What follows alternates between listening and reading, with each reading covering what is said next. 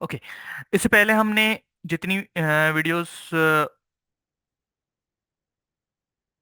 बनाई, उसके अंदर हमने अभी तक जो प्रोसेस कवर किया वो यहाँ तक कर लिए। ठीक है, material, master bomb, activities type, cost centre creation, work centre, plan activity rates और राउटिंग।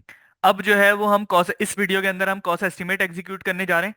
कॉस्ट एस्टिमेट एग्जीक्यूट करने के लिए हम दोनों तरीके यूज कर लेंगे, सिंगल मटेरियल पे और मास लेवल के ऊपर भी। ठीक है। अभी क्योंकि हमारे पास सिर्फ दो ही मटेरियल है, तो हम रॉ मटेरियल को जो है वो CK11N और CK24N, CK24 से कर लेंगे, और FG को जो है हम CK40N से कर लेंगे, ताकि दोनों प्रोसेस जो है वो इस वीडियो के अंदर डॉक्यूमेंट हो जाए। CK11N, मैं कॉस्ट एस्टिमेट एग्जीक्यूट करने जा रहा हूँ। कॉस्ट एस्टिमेट एग्जीक्यूट करने पे क्या होगा, उसके इम्पैक्ट्स भी हम देख लेंगे। ठीक है। ये मैं कॉस्ट एस्टिमेट एग्जीक्यूट करने जाता हूँ, तो मैं रॉ मटेरियल लेता हूँ 8500,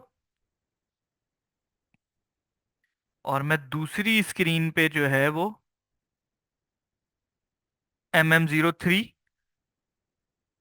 मटेरियल मास्टर ओपन कर लेता हूँ, RM। ठीक है, इसमें कॉस्टिंग 1 का टैब, कॉस्टिंग 2 का। देखें, अभी इसमें करंट में भी अमाउंट जीरो है, फ्यूचर में भी जीरो है, प्रीवियस में भी जीरो है। ठीक है। और प्लान मैंने 100 दिया हुआ है। इसके साथ ही अकाउंटिंग 1 के टैब में जो है वो यहाँ पर अभी स्टैंडर्ड प्राइस जो है वो जीरो है। ठीक है। अब जब हम इस कॉस्ट एस्टिमेट एग्जीक्यूट करते हैं तो क्या करेंगे, जो इसकी प्लान प्राइस है वो इसकी स्टैंडर्ड की कैलकुलेशन में चले जाएगी। ठीक है, जैसे मैं रॉ मटेरियल लेता हूँ, कॉस्टिंग वेरिएंट। कॉस्टिंग वेरिएंट जो है वो पूरी सेटिंग होती है। ठीक है, तो अभी हम कॉन्फ़िगरेशन से रिलेटेड बात नहीं कर रहे हैं, तो फिलहाल मैं सिर्फ ये बता देता हूँ। वैल्यूएशन वेरिएंट के अंदर हमने यहाँ पे देखें प्राइस इन्फो रिकॉर्ड और ये सारी मेंटेन किए हुए, तो प्लान प्राइस भी दिया हुआ है। ठीक, तो अभी सिस्टम क्या करेगा, प्लान प्राइस को उठा के इसकी स्टैंडर्ड प्राइस बना देगा। ये देखें, 100 USD 1 पीस। ठीक है, जब मैं इसको सेव करूंगा तो अभी सिस्टम ने कोई भी एंट्री पास नहीं करी, कुछ भी नहीं करा। ठीक है, जस्ट उसकी प्राइस को कैलकुलेट करवा के सेव करा है। ठीक है, तो मैं दोबारा से MM03 पे आता हूँ। ये देखें, अभी सेम वही पिक्चर नजर आ रही है जो हमें इससे पहले नजर आ रही थी। इसके बाद मैं अपना दूसरा टी कोड एग्जीक्यूट करूंगा, CK24। अब इस स्टेप में क्या होता है कि जो कैलकुलेशन हमने करवाई होती है वो मटेरियल के मटेरियल मास्टर में जाके सेव होती है। ठीक है, और इसके साथ ही हम एक तीसरी स्क्रीन भी ओपन कर लें, CKM3N। देखिए, अच्छा अभी देखें इसका इम्पैक्ट यहाँ पर कुछ भी नहीं आएगा आएगा क्योंकि अभी स्टॉक नहीं है हमारे पास। ठीक है, तो ये स्टैंडर्ड प्राइस वगैरह सब जीरो है। अब मैं इसको मार्क करवाने जा रहा हूँ 1710, प्लांट मैंने 1710 सेलेक्ट किया, RM-8500। ठीक है, टेस्ट रन से चेक हटाता हूँ। ये अभी जो है वो इसी स्क्रीन से CK24 से मार्क भी होता है और रिलीज भी होता है। मार्क में क्या करता है सिस्टम, फ्यूचर प्राइस के तौर पर उसको सेव कर लेता है, कोई एंट्री नहीं देता। एंट्री किस टाइम पर होगी, जब हम रिलीज कर रहे होंगे। अच्छा, ये सिंगल ही बटन है, ये जब रिलीज करता हूं, ये देखें अभी ये रिलीज के ऊपर आ गया, यहाँ मार्किंग शो हो रहा है और ऊपर टैब में क्या नजर आ रहा है, रिलीज। मैं मार्किंग पे क्लिक करता हूं तो अब ये मार्क कर रहा है सिस्टम। ओके, मार्किंग अलाउंस यहाँ देख लेते हैं, मैंने 1710 को, ये ग्रीन हो रहा है, इसका मतलब इसको ओपन कर दिया है हमने मार्किंग अलाउंस। और मैं इसको एग्जीक्यूट कर देता हूँ। ये एग्जीक्यूट करने पर इसने 1 मटेरियल की प्राइस को सक्सेसफुली अपडेट कर दिया फ्यूचर प्राइस में। ठीक है, अब मैं अपने मटेरियल मास्टर पे जाता हूँ, कॉस्टिंग 2 के टैब में। ये देखें, फ्यूचर में मेरी प्राइस अपडेट हो चुकी है। यानी इस चीज को हम यूं एग्जीक्यूट कर सकते हैं कि हम मंथ की आखिरी तारीख डेट को जो है वो नेक्स्ट मंथ का प्राइस अपडेट करने जा रहे हैं। तो हम उसको चला के मार्क तक चला के उसको छोड़ सकते हैं। नेक्स्ट डे जब हम आए फर्स्ट को, तो क्योंकि अब फर्स्ट लाइक अभी जनवरी है, तो फर्स्ट फरवरी को मेरा करंट पीरियड जो है फरवरी हो चुका होगा, तो मैं फर्स्ट फरवरी को आके इसको रिलीज कर दूं। कुछ भी पॉसिबिलिटी बना सकते हैं। ये मैं बैक आता हूँ, इसको मैं रिलीज पे क्लिक करता हूँ और मैं इसको अच्छा, एक चीज मैं दिखा दूं यहाँ पर। ठीक है, अकाउंटिंग वन में अभी मार्क के बाद कोई अपडेशन नहीं हुई है। ठीक है,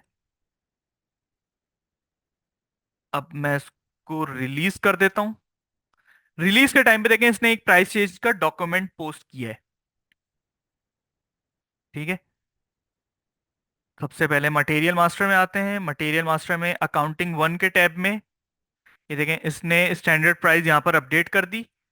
और कॉस्ट रिलीज पर इसने क्या करा कि उस प्राइस को इसने करंट पीरियड के स्टैंडर्ड में अपडेट कर दिया।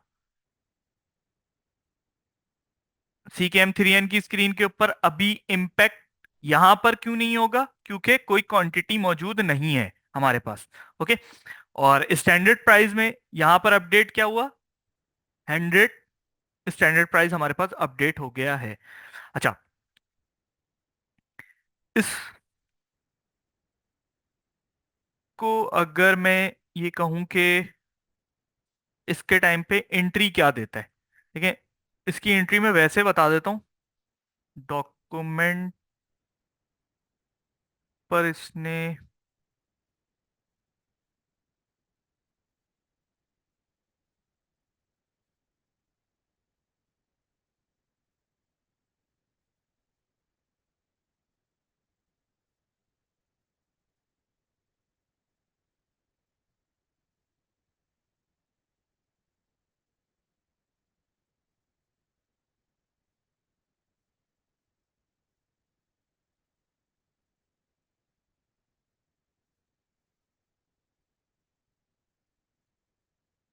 वेट में चाह रहा था कि एंट्री शो कर देता मैं इसकी, कि मेरा लेआउट इसमें बना हुआ नहीं है। मैं कोशिश करूंगा नेक्स्ट वीडियो में जो है लेआउट पे भी वर्किंग कर लें कुछ। ओके, ठीक है, नॉर्मली इसकी एंट्री क्या देता है सिस्टम, अगर मेरी प्राइस 100 रुपीज स्टैंडर्ड प्रीवियस थी और ये प्राइस जो है वो चेंज हो गई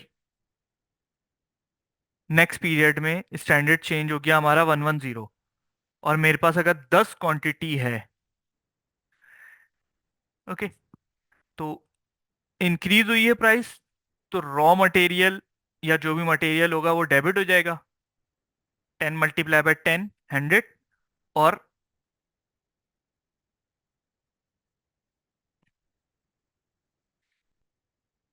प्राइस डिफरेंस जो है वो क्रेडिट हो जाएगा 100 रुपीज से। ठीक है, सेम इसी का वैसा वर्सा, अगर 100 से 90 हो रहा होगा तो प्राइस डिफरेंस डेबिट और raw material credit. Cost estimate के टाइम पे सिस्टम ये एंट्री दे रहा होता है। ठीक है, अभी हमने रॉ मटेरियल का कॉस्ट एस्टिमेट एग्जीक्यूट कर दिया। अब मैं CK24 पे जाता हूँ,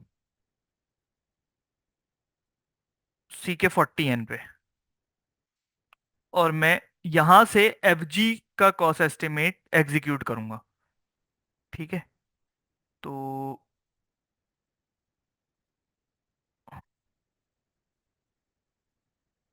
SSFG24 फिलहाल मैंने कोई भी नाम रख दिया। कॉस्ट एस्टिमेट की डेट आज की रख दी मैंने। कॉस्टिंग वेरिएंट सेलेक्ट कर दिया। Costing version select, costing version select कर दिया। कंट्रोलिंग एरिया,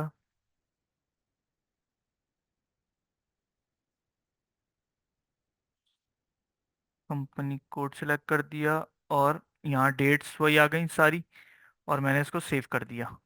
ठीक है, ये मैंने मिनिमाइज कर दिया। सिलेक्शन में मैं क्या करूँगा, सिलेक्शन में मैं मटेरियल दे दूंगा FG-8500। अगर मैं यहाँ पर ये मटेरियल ना दूं तो मैं यहाँ प्लांट लेवल पर भी कोई, यहाँ पे मास मास मटेरियल सिलेक्शन दी जा सकती है। ठीक है, अगर मैं प्लांट लेवल पे कहता हूँ कि सारे रॉ मटेरियल्स की चला दो, सारे प्लांट को चला दो, मटेरियल टाइप में मैं रॉ मटेरियल है वट एवर इस तरह का दे दूं, या वेल क्लास भी दे सकता हूं मैं, एक या एक से ज्यादा। ठीक है, इस तरह के कम्बिनेशन से हम CK 40N में जो है वो कॉस्ट एस्टिमेट एग्जीक्यूट कर सकते हैं। मैंने एक मटेरियल देके इसको सेव करवा दिया, बैक आया, मैंने एग्जीक्यूट कर दिया, इसने एक मटेरियल सेलेक्ट कर लिया। ठीक है, बैकग्राउंड से चेक हटाया, मैंने इसको सेव करवाया और मैंने इसको एग्जीक्यूट कर दिया। ठीक है, एनालाइज पे आया और मैंने इसको सेव करवा के बैक हुआ और मैंने इसको एग्जीक्यूट कर दिया। ठीक है, ये देखें इसने क्या करा, 720 प्राइस मुझे शो कर रहा है ये। अगर मैं इसको डबल क्लिक करूं तो यहाँ पे जाके ये मुझे इसका पूरा ब्रेकअप दिखा देगा कि रॉ मटेरियल जो है वो दो क्वांटिटी लगाई थी तो $200, $200 इसके हो गए, और जो मेरी एक्टिविटीज थी उनके प्राइसेस यहाँ पर आ गए। ठीक है, इसको मैं अगर रिकंसाइल करवाना चाहूँ तो मैं कैसे करवा सकता हूँ?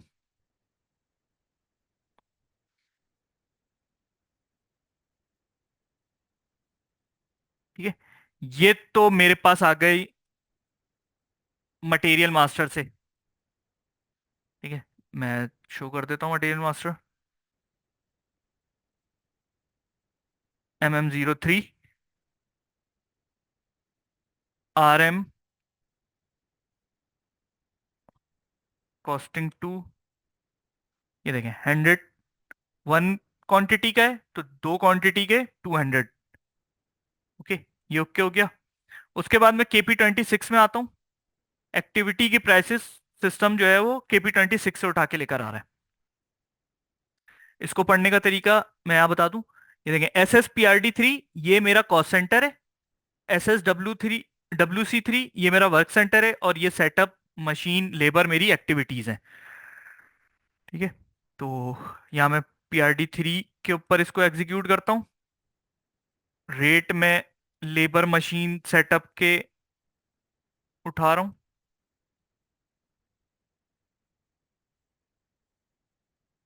50 60। ये पर आर के हैं। ये मैंने जब रेट डाले थे तो मैंने बताया था कि पर आर के। ठीक है, यानी कि 1 घंटे के 50 USD।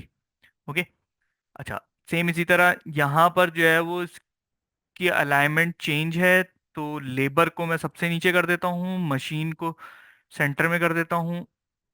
अब ये मेरे बिल्कुल इसके साथ अलाइन हो गए।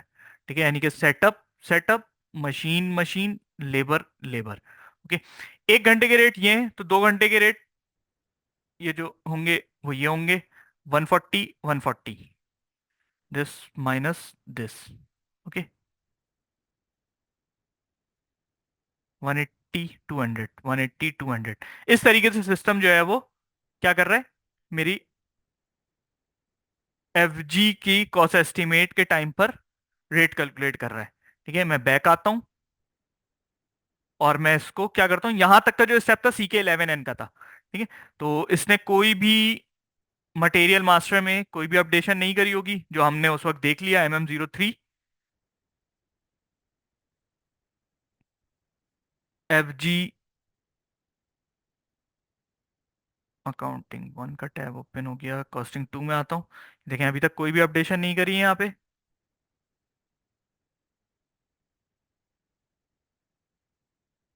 मैं इसको अब मार्क करने जा रहा हूँ, टेस्ट रन से हटा देता हूँ, बैकग्राउंड जॉब से हटा देता हूँ।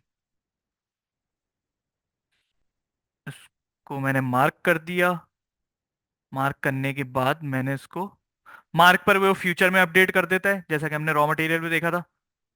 और यहाँ से मैं इसको रिलीज कर दिया।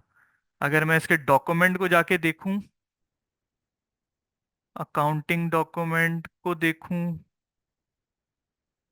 तो देखिए नो अकाउंटिंग डॉक्यूमेंट क्यों है, क्योंकि अभी मेरे पास स्टॉक नहीं है कोई। इसने प्राइस अपडेट कर दी है मगर कोई एंट्री नहीं दी है। ठीक है ना, कोई इसका इस एंट्री अभी कोई फाइनेंशियल इंपैक्ट नहीं पड़ा है। फाइनेंशियल इंपैक्ट अभी क्यों नहीं पड़ा, क्योंकि मेरे पास कोई स्टॉक अवेलेबल नहीं है। ठीक है, स्टॉक अवेलेबल नहीं है, मगर जैसे ही मेरा कोई स्टॉक आएगा तो इस स्टैंडर्ड पे आ जाएगा वो ऑटोमेटिकली। ठीक है। तो इस वीडियो के अंदर हमने कॉस्ट एस्टिमेट एग्जीक्यूट करना देखा कि किस तरीके से कॉस्ट एस्टिमेट एग्जीक्यूट होता है, उसकी सिस्टम कैलकुलेशन किस तरीके से बना रहा होता है, और मार्क रिलीज करने पर उसका मटेरियल मास्टर में क्या इम्पैक्ट हो रहा होता है। ये सारी चीजें हमने इस वीडियो के अंदर डॉक्यूमेंट कर ली।